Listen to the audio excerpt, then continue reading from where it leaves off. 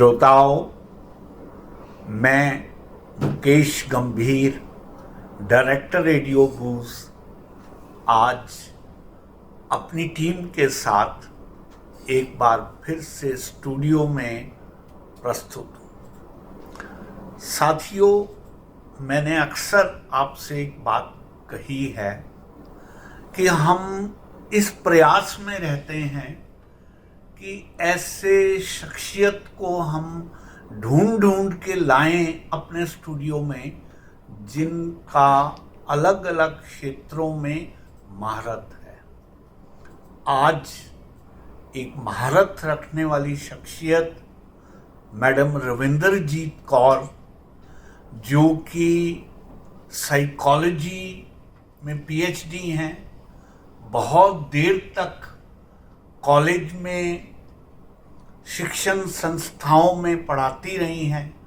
बाद में दिल्ली यूनिवर्सिटी में आकर भी आपने यूनिवर्सिटी में भी बहुत देर तक बच्चों को शिक्षा दी। और इत्फाक देखिए, मेरे साथ तो ये कुलीग रही, लेकिन वशिष्ठ जी की ये टीचर भी रही हैं। इसलिए हमने वशिष्ठ जी को भी विशेष अनुरोध पर यहाँ पर बुलाया है। मेरे तो सर आप भी टीचर रहे हैं। बिल्कुल ठीक है। तो श्रोताओं, हम आज जिस विषय पर बात करने जा रहे हैं वो एक बहुत ही सेंसिटिव इशू है, लेकिन उसमें मनोवैज्ञानिक तौर पर मानसिक मजबूती का होना अति आवश्यक है। जीवन के इस पड़ाव पर आकर आमतौर पर हस्बैंड वाइफ में से किसी एक को अगर पहले जाना पड़ जाता है, इस दुनिया को छोड़कर अपने साथी को पीछे अकेले छोड़ के जाना पड़ता है, तो किस तरह से उस स्थिति को संभाला जाए ताकि समाज में आपका जो विचरण है वो भी बैलेंस बना रहे और आप ऐसी अवस्था में पहुंच जाएं जहां पर आपको आगे का जीवन जीना नॉर्मल लगने लगे। क्योंकि एक इमोशनल सेटबैक डेफिनेटली होता ही होता है। इस बात के लिए मिस्टर प्रवीण, मैं और मैडम, हम लगभग एक स्थिति में आज रह रहे हैं।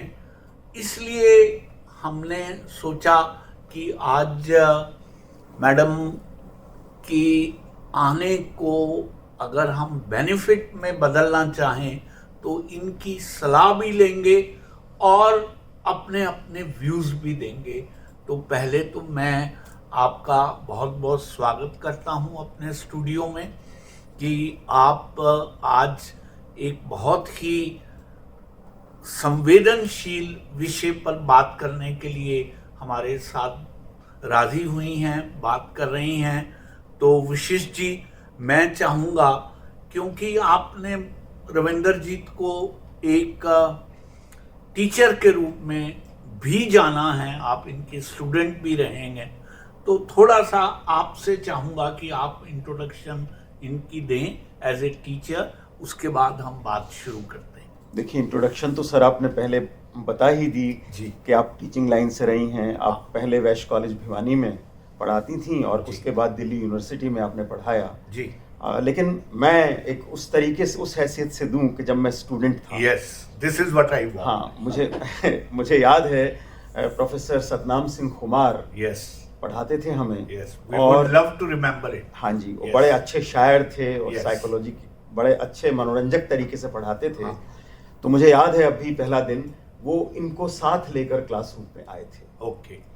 तो मतलब अब मैं क्या कहूँ, लेकिन अब कह रहा हूँ, हमें बिल्कुल एक बड़ी सुंदर सी बिल्कुल डॉल टाइप महिला हमें नजर आई। Yes. तो हम इस बात को लेकर खुश थे कि चलिए एक बड़ी अच्छी सुंदर महिला हमें पढ़ाएगी। लेकिन धीरे धीरे हुआ ये कि हमें ये लगा कि महिला तो सुंदर है, लेकिन हमें तरीके से और तमीज से रहना होगा। ये कितनी देर में समझ आ गई थी? उसी दिन समझ में आ गया। तो इन्होंने बड़े तरीके से सारी चीजें बताई और हमको समझाई, तो हम समझ गए कि यहाँ शांतिपूर्वक पढ़ा जा सकता है। And she is a very intelligent lady, क्योंकि ऐसी भी लेक्चरर्स थी जो इंटेलिजेंट नहीं थी, तो वहाँ हम बहुत मजा कर लेते थे। ठीक है। तो हमें यहाँ लग गया था कि यहाँ कोई वो मौज मजा करने की बात नहीं है, लेकिन हाँ, सवाल खूब पूछे जा सकते हैं, अच्छे से पढ़ा जा सकता है, और बड़े अच्छे और इंटेलिजेंट क्वेश्चन पूछते हैं। तो ये शुरुआत हमारी रही। तो बहुत ईमानदारी से मैंने आपको जो फर्स्ट इम्प्रेशन था वो मैंने आपको बताया। स्मार्ट टीचर ना, इन्होंने पॉइंट आउट कर लिए होंगे कौन कौन से बच्चे शरारत कर सकते हैं। उनमें से आप एक होंगे। पर कुछ बच्चे होते हैं ना, वो सिर्फ शरारती है, उनको पढ़ने से ज़्यादा ताल्लुक नहीं होता। कुछ बच्चे हैं पढ़ने में पूरे इंटरेस्ट लेते हैं, पर साथ में शरारती हैं और ये देखते हैं कि टीचर कितने पानी में। अच्छा, है ना वो। तो आपकी बात को पॉजिटिवली लेते हुए मैं आपसे ये बात शेयर करना चाहता हूँ कि राजेश्वर अपने कैरियर में बतौर इलाहाबाद बैंक के मैनेजर के तौर पर रिटायर हुए। ये तो कैरियर की बात थी, लेकिन इसके अलावा साहित्य में भी इनका बहुत योगदान है। उसकी बात हम बीच बीच में करते रहेंगे। तो आज उस विषय पर बात करते हुए मैं उस टॉपिक पर आके बात करना चाहता हूँ। देखिए, ये एक ऐसा संसार का नियम है जहाँ पर जब आप विवाह करते हैं, डेफिनेटली हस्बैंड वाइफ का रोल आपका शुरू हो जाता है। आपकी मैरिज की तिथि तो तय हो जाती है, लेकिन आप ये नहीं जानते कि कब आपका साथी आपको छोड़ के चला जाएगा। उसमें साथी में आप भी हो सकते हैं, दूसरा आदमी भी हो सकता है। तो ऐसी स्थिति में इस कठोर समाज में जब आप अकेले होते हैं तो आपको किन किन डिफिकल्टीज का सामना करना पड़ता है और किस तरह से आप उस स्थिति को बहुत सहज ढंग से आप निकाल के आगे आ सकते हैं, उसके ऊपर हम आज बात करेंगे। तो रविंद्र जी, सबसे पहले हम आपसे बात सुनना चाहेंगे कि ऐसी स्थिति में हस्बैंड या वाइफ दोनों में से कोई भी जब इन परिस्थितियों में पड़ जाता है तो उसका मनोवैज्ञानिक तौर पर संतुलन को बनाए रखना कितना ज़रूरी है और किन बातों को उनको ध्यान में रखना चाहिए। देखिए, जब भी एक पार्टनर कोई जाता है जी, दूसरा पार्टनर, क्योंकि एक बड़ी long association yes marriage partner के साथ होती है, यस, बहुत से ऐसे पल आप इकट्ठे बिताते हैं जो एक आपके जीवन को बहुत दिशा एक तरह से देते हैं। राइट। तो ऐसे में पार्टनर का जाना एक बार तो पूरी तरह से हिला देता है। Yes, A vacuum is being created in your life. Yes. Total vacuum you feel. Yes. और मनोवैज्ञानिक ये कहते हैं कि 3 महीने से लेकर 1 साल तक का समय है जो कि आपको दोबारा से अपने आप को संभालने में लग सकता है। Yes. हालांकि ये एक एवरेज उन्होंने बताया। Exactly. कई लोग ऐसे हैं जो कि उम्र भर शायद उस सदमे से बाहर नहीं आ पाते। Yes. मैंने भी देखा है कई लोगों को। लेकिन एक मनोवैज्ञानिक के तौर पे और एक भुक्तभोगी आप कह सकते हैं कि आपने उसी चीज को भोगा है। दोनों दृष्टियों से अगर मैं कहना चाहूँ तो मुझे लगता है कि एक वर्ड होता है इंग्लिश में रेजिलियंस, कि आप कितने रेजिलेंट हैं उस पे डिपेंड करता है कि आप कितनी जल्दी उस सदमे से बाहर आ पाते हैं। यस, बिल्कुल ठीक है।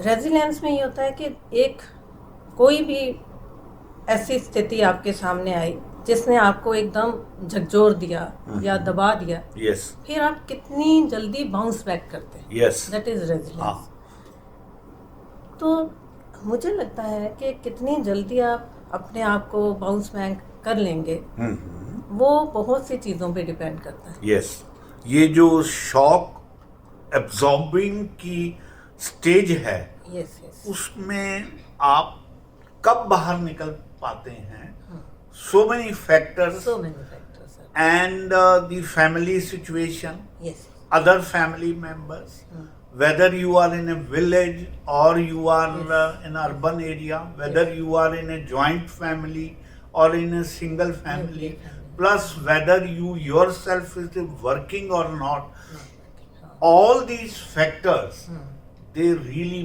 matter in life at that stage. Yes मैं थोड़ा सा इसमें ये चाहूँगा, मैं थोड़ा सा ऐड करना चाहूँगा बिकॉज मेरा शायद काफ़ी ज़्यादा अनुभव है अकेले रहने का।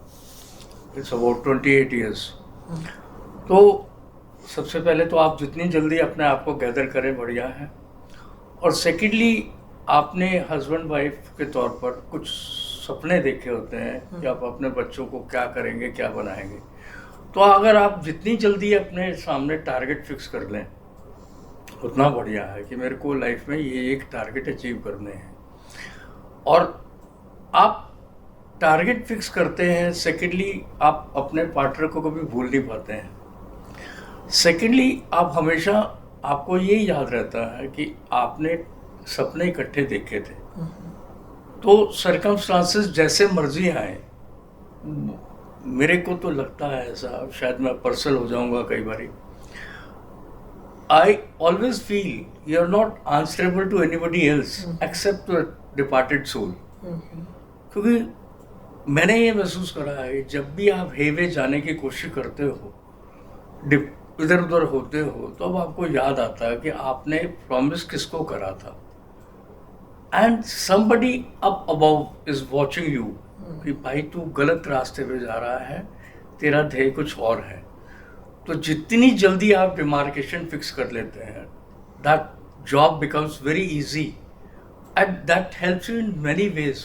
आप इधर उधर नहीं जा सकते हैं, आपका टारगेट सिर्फ एक ही है कि आपको ये बच्चों को यहाँ तक ले जाना है।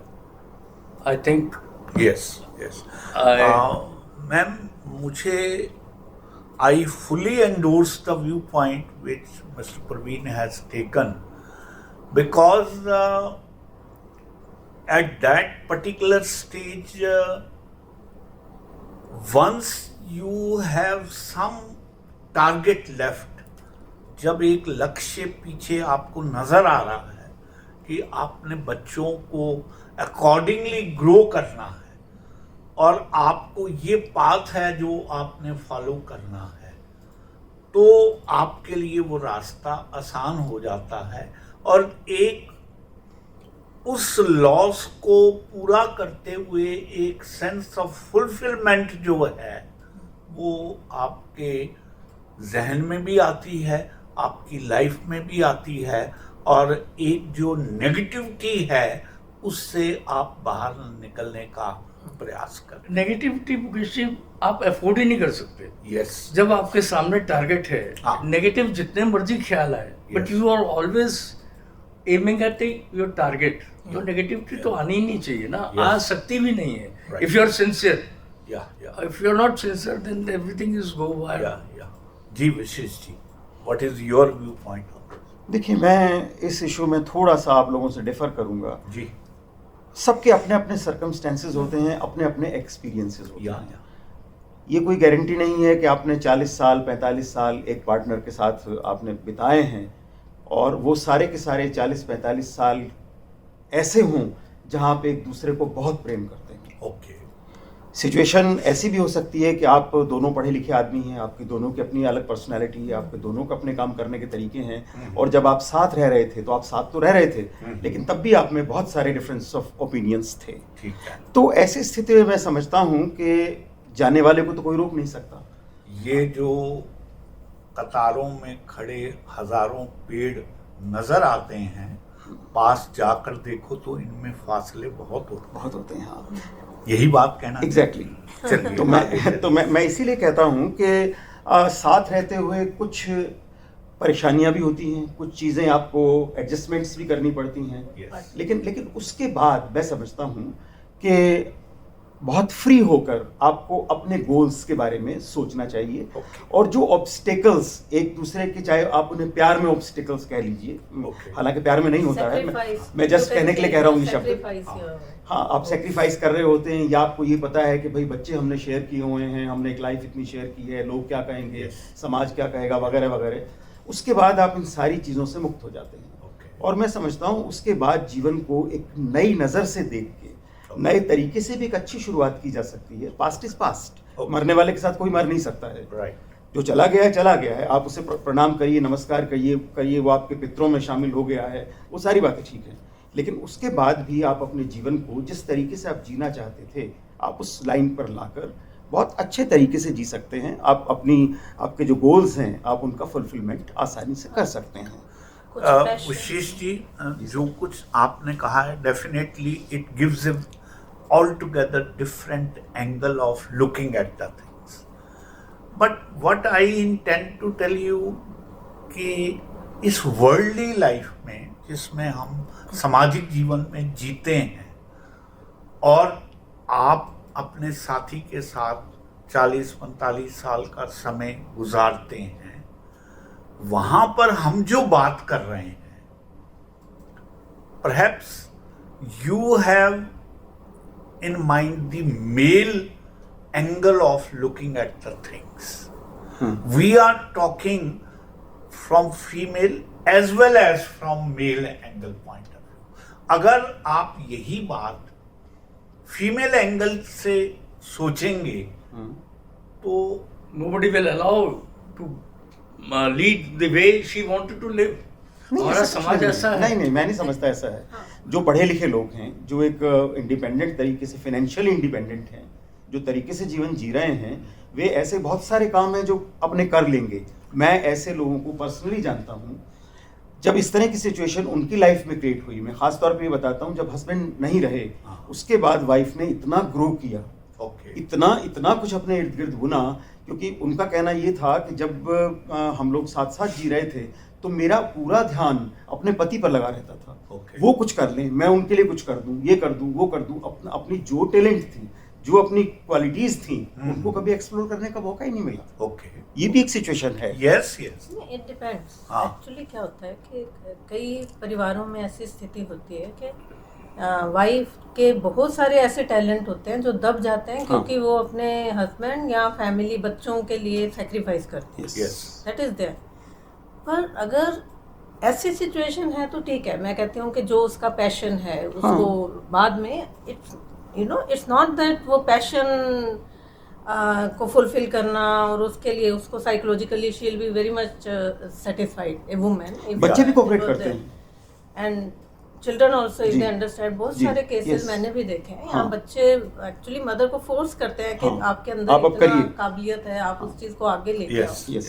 So it's a very good thing. हाँ, लेकिन कई जगह पे, जैसे सपोजिंग आई फील कि मेरा कोई भी ऐसा टैलेंट नहीं था जो मेरे हस्बैंड ने, जिसमें मुझे सपोर्ट नहीं किया, हाँ, ये है ना? अच्छी बात है। तो वहाँ इस तरह की बात नहीं है। लेकिन जी, उसके बावजूद भी वंस योर पार्टनर लीव्स, तो आप उस चीज को और अच्छे तरीके से उसमें और ज्यादा टाइम दे सकते हैं। Yes, And you can feel that the person, your husband, when he was there, he was supporting you, and if now you do this thing, his soul will be much happier. या, क्योंकि वो हमेशा इस चीज़ में बड़ा pride feel करते रहे that I do research and all that, and as a teacher I am working very hard. तो उस चीज़ को आप और आगे ले जाइए। हाँ, जिन लेडीज़ को उस टाइम पे इतना मौका नहीं मिला, उनके लिए ठीक है कि वो अब उस चीज़ को ज़्यादा टाइम देकर करें। और मैं तो एक दूसरा अनुभव आपके साथ शेयर करूं सर। मेरी एक कविता है पियाली घोष। कलकत्ता में एक ज़माने में मैं उस लड़की को जानता था। ओके, वो सीपीएम की एक्टिव वर्कर थी। उसके बाद एक बीच में बड़ा गैप आया जब मैं कलकत्ता में नहीं था। मैं लगभग 20 साल के बाद उससे मिला। जब मैं मिला तो मैंने उससे पूछा, भाई क्या चल रहा है लाइफ में? तो उसने कहा कि अब मेरे हस्बैंड नहीं हैं। ओके।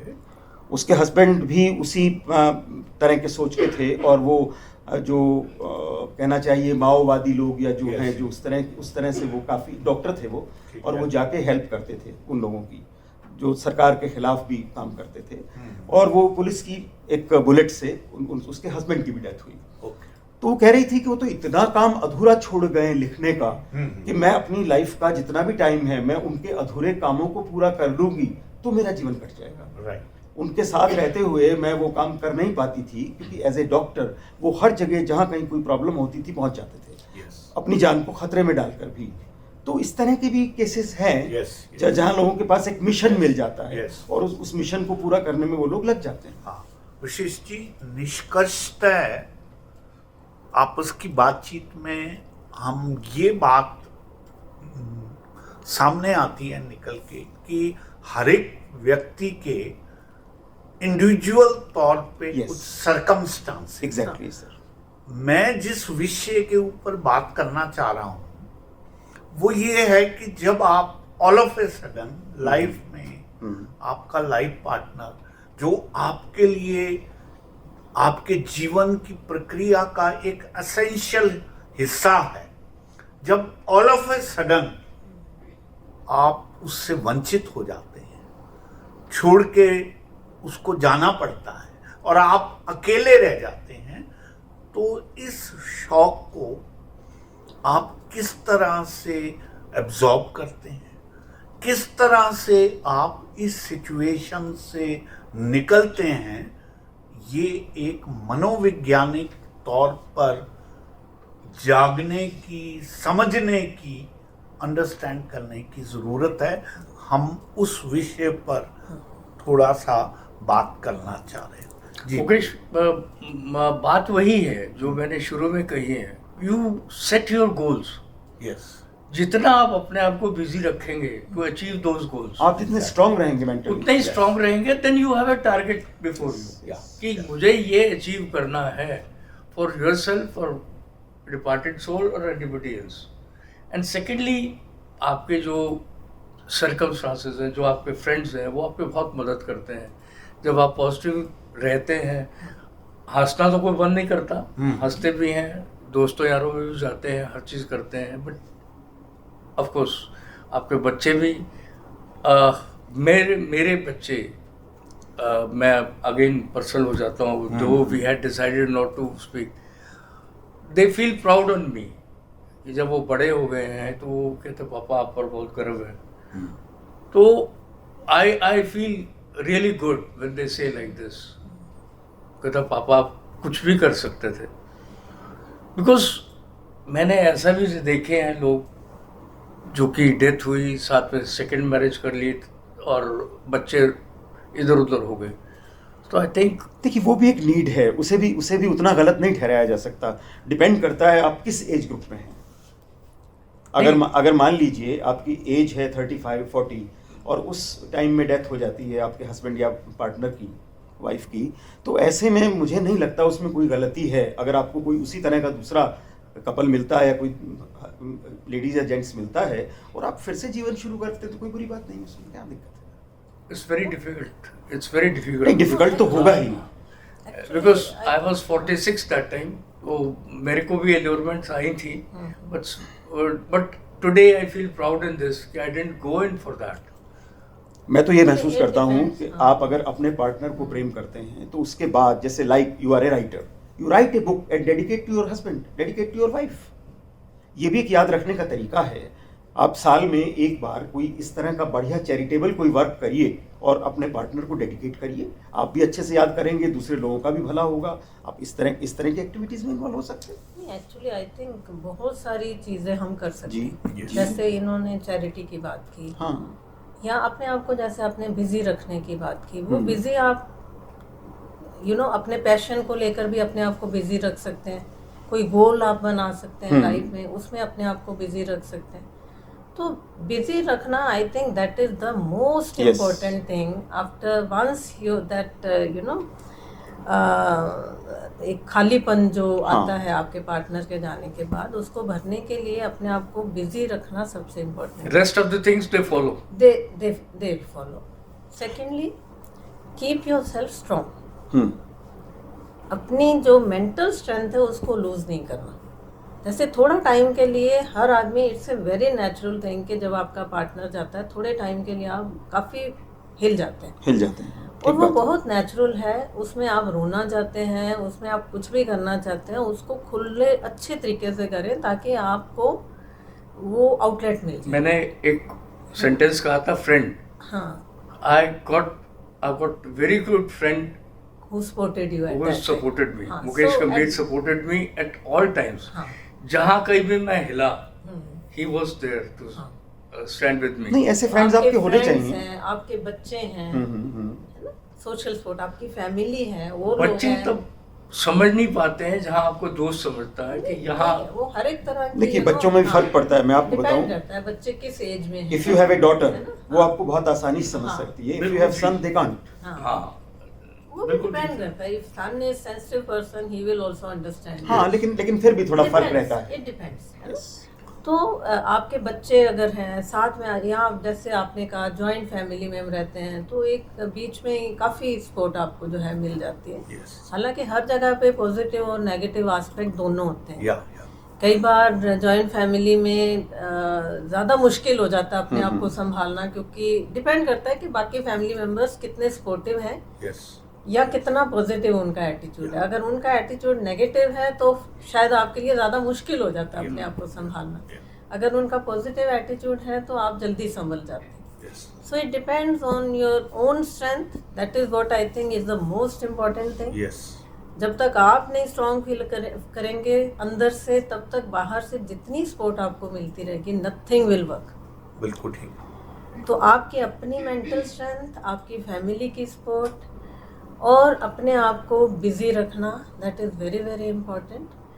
और मुझे लगता है कि एक एजुकेशन जैसे है वो काफ़ी इसमें रोल प्ले करती है। That is a social factor of course. अगर आप एजुकेटेड हैं, अपने पैरों पे खड़े हैं, फाइनेंशियली इंडिपेंडेंट हैं, तो भी आपकी जो उस सिचुएशन से अपने आप को बाहर लाने की क्षमता है वो बढ़ती है। तो इन सभी फैक्टर्स को, हालांकि विलेजेस में जैसे हम डिस्कस कर रहे थे कि विलेजेस में ये चीज़ें काफ़ी मुश्किल हो जाती हैं। एक बार पार्टनर अगर लेडी लूज़ करती है या हस्बैंड लूज़ करता है, लेडी के लिए थोड़ा ज़्यादा लेडी के लिए और मुश्किल है। ज़्यादा गाँव difficult है। के माहौल में या शहरों में भी मैंने देखा जो फैमिली ज़्यादा एजुकेटेड नहीं है, हाँ। या जिनकी थिंकिंग इस तरह की है कि एक लेडी जो है वो उसके हस्बैंड की डेथ के बाद एक विधवा जो है वो अपशगुन मानते हैं उसको। अलग अलग सिचुएशंस में किसी भी शगुन वाली कोई स्थिति है उसमें उसका आना अच्छा नहीं माना जाता। वो डिपेंड करता है कि आप कैसी फैमिली को बिलोंग करते हैं, कैसे स्ट्रेटा को बिलोंग करते हैं, कैसा कल्चर है आपका, एजुकेटेड है नहीं एजुकेटेड है। तो बहुत से फैक्टर हैं जो इस चीज़ को। मैं सर शहर का एक एग्जांपल देता हाँ। हूँ। एक किसी पहचान में एक पर्सन की डेथ हो गई। उनकी वाइफ थी अप्रोक्सीमेटली 45 इयर्स ओल्ड, बच्चे थोड़े बड़े हो गए थे।